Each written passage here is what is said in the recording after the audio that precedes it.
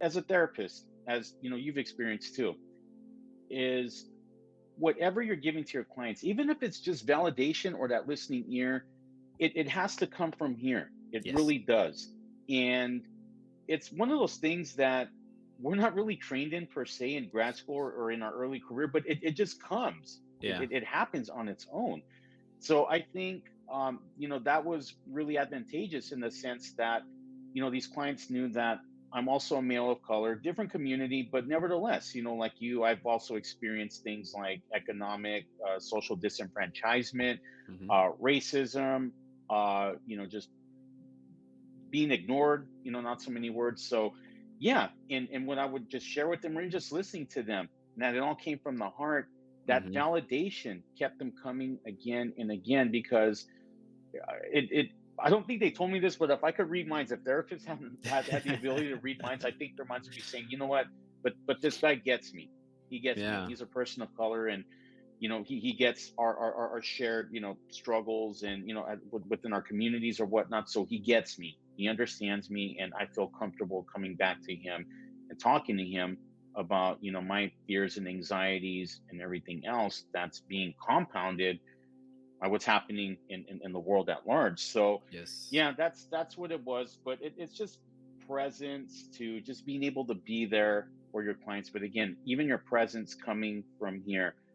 Clients are really good people in general, but if we don't care, people, I think we have this innate ability inside of us to just weed that out right away, that what, he doesn't care, she doesn't care, they don't Hmm. care, because of just our body language, our tone of Oh voice yeah. or whatnot. And then after a while, they're just like, well, forget that. You know what, I don't want to deal with this person anymore.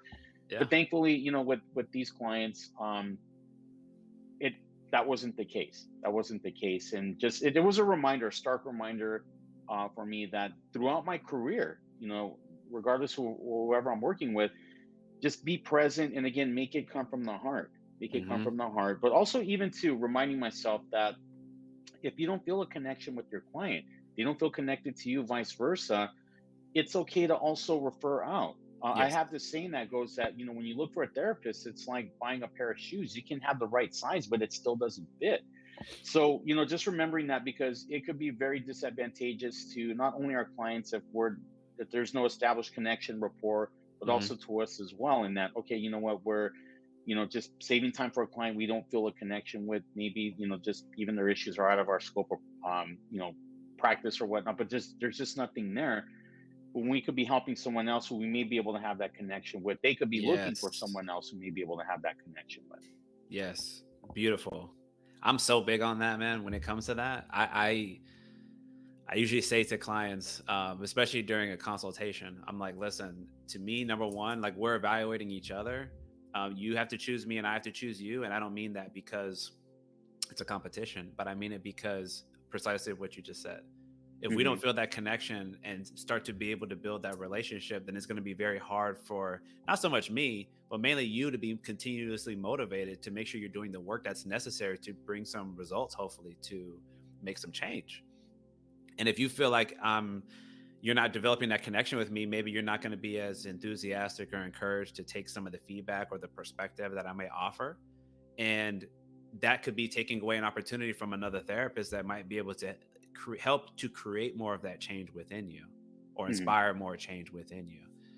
And so I don't want anybody, I usually say this, I don't want anybody who, if they don't feel that connection with me or they don't feel encouraged by the way that I do this, that I don't want you to feel compelled to work with me because there means there could be somebody better out there that is a better fit. And at the end of the day, it's about you. It's not about me. Like Yeah. I'll be fine if you find what you're looking for and you're able to do great work. And more importantly, you resolve the issues that you were reaching out for. That is the point of all this. So it should never be about us.